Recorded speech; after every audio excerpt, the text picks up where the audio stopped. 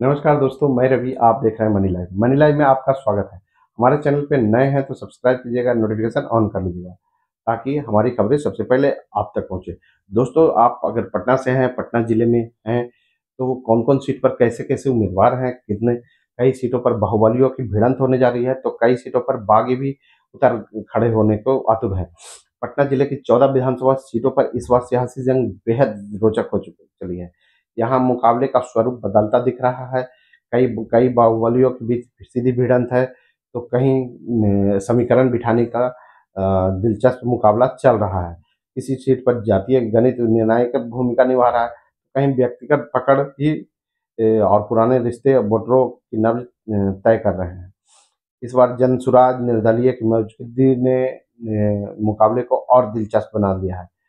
ये कई गठबंधनों से जो लोगों की नाराजगी है उसको लेकर भी मुकाबला कई जगह त्रिकोणीय होने होता दिख रहा है। जैसे फुलवारी, विक्रम, पाली, मनेर जैसी सीटों पर फिलहाल सीधी टक्कर के आसार हैं। कुल मिलाकर पटना की सियासत में इस बार मुकाबला सिर्फ गठबंधनों का नहीं बल्कि प्रतिष्ठा और परंपरा का भी हो चला है।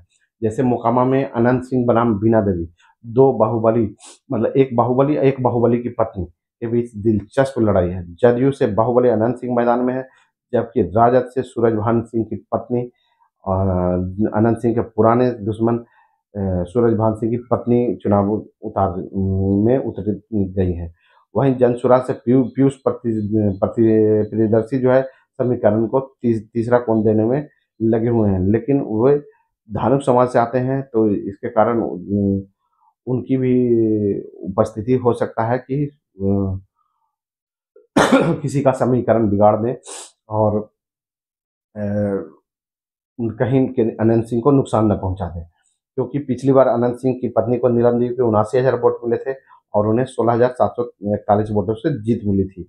यहाँ भूमिहार वोटर लगभग 90,000 हैं। वहीं दानापुर में रीतलाल यादव चुनाव लड़ने के आ रहे हैं, जेल में हैं, लेकिन फिर भी राजद ने उन्हें ही टिकट दिया है, तो आज वो नॉमिनेशन के लिए भागलपुर जेल से पुलिस की सुरक्षा में नॉमिनेशन करने के लिए आ रहे हैं। दानापुर में भी सियासी भिड़ंत जोरदार है, क्योंकि राजद से रीतलाल यादव फिर से मैदान में है। अभी वर्तमान में वही विधायक हैं। जेल से आकर उन्होंने नामांकन दाखिल करने के लिए पहुंच गए रहे हैं।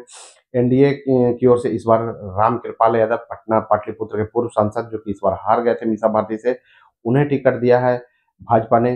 दानापुर से रीतलाल यादव और रामकृपाल यादव के बीच में लड़ाई दिलचस्प होगी। 2020 में भाजपा की उम्मीदवार आशा सिंह सिन्हा अब निर्दलीय उतर गई हैं। जो 2015 में आशा सिन्हा ने जीता था चुनाव, 2020 में हार गई थी। 2015 में आशा सिन्हा विधायक थी, लेकिन 2020 में वो रीतलाल यादव से हार गई थी, तो वो भी गुस्से में निर्दलीय चुनाव में उतर आई है। वहीं भाजपा के पूर्व मंडल अध्यक्ष अखिलेश कुमार भी जनसुराज के टिकट पर दानापुर से उतर आए हैं और तीसरा कोण बनाने की कोशिश करेंगे। लेकिन मुख्य मुकाबला रामकृपाल यादव और रीतलाल यादव के बीच होगा। वहीं आशा सिन्हा और अखिलेश कुमार भी तीसरा और चौथा कोण बनाने की कोशिश करेंगे। दोस्तों, अगली सीट मसौढ़ी। मसौढ़ी में 3 दावेदार हैं, समीकरण भी उलझा हुआ है। मसौढ़ी में इस बार मुकाबला जदयू के अरुण मांझी से है। हालांकि उनकी तैयारी पहले से ही फुलवारी में थी, लेकिन उनकी सीट बदल दी गई, क्योंकि फुलवारी तो श्याम रजक की को टिकट दिया गया है राजद ने, लेकिन पुराने विधायक, 2 बार की विधायक रेखा देवी पर भरोसा जताया है, जबकि जनसुराज से राजेश्वर मांझी ताल ठोक रहे हैं।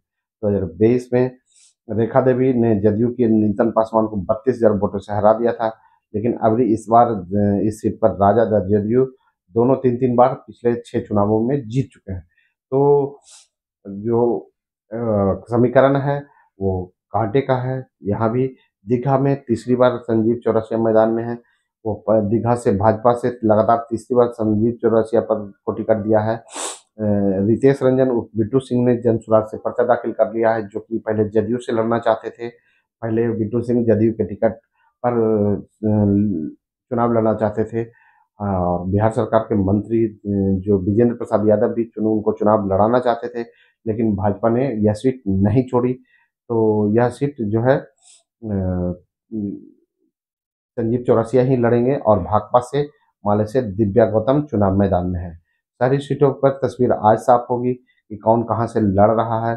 और मनेर में सीधी टक्कर दिख रही है राजद के भाई वीरेंद्र और लोजपा के रामविलास के जितेंद्र यादव के बीच।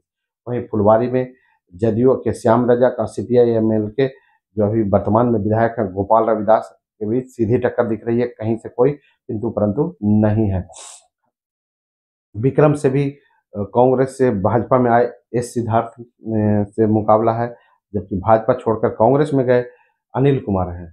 मतलब कि इस बार जो पिछली बार कांग्रेस से जीते थे वो इस बार भाजपा में हैं, भाजपा की ओर से चुनाव लड़ रहे हैं, और जो भाजपा की ओर से पिछली बार हार गए थे वो इस बार कांग्रेस से जाकर चुनाव लड़ रहे हैं। तो दोनों के उम्मीदवारों की पार्टियां बदल गई हैं, मुकाबला उन्हीं दोनों के बीच है। पालीगंज में सीपीआई एमएल के संदीप सौरभ जो कि पूर्व विधायक हैं और लोजपा रामविलास के सुनील कुमार के बीच सीधी टक्कर है। फतुहा और बख्तियारपुर में भी अभी तक सीधी टक्कर के ही संकेत दिख रहे हैं। तो पटना जिले की में जो एनडीए में सीटों के बंटवारा के बाद सियासी जंग तेज हो गई है और आपस में उम्मीदवार भिड़ने को तैयार हैं। तो 2-3 सीटों पर बाहुबली भी हाथ आजमा रहा है। वहीं एक सीट यूनिक दिख रही है विक्रम में कि जो उम्मीदवार कांग्रेस के पिछली बार जीते थे वो इस बार भाजपा से उम्मीदवार हैं, और जो भाजपा से पिछली बार हारे थे वो इस बार कांग्रेस से उम्मीदवार हैं। तो दोस्तों आप देख रहे हैं मनी लाइफ, मैं हूं रवि, मिलते हैं अगले वीडियो में नए न्यूज़।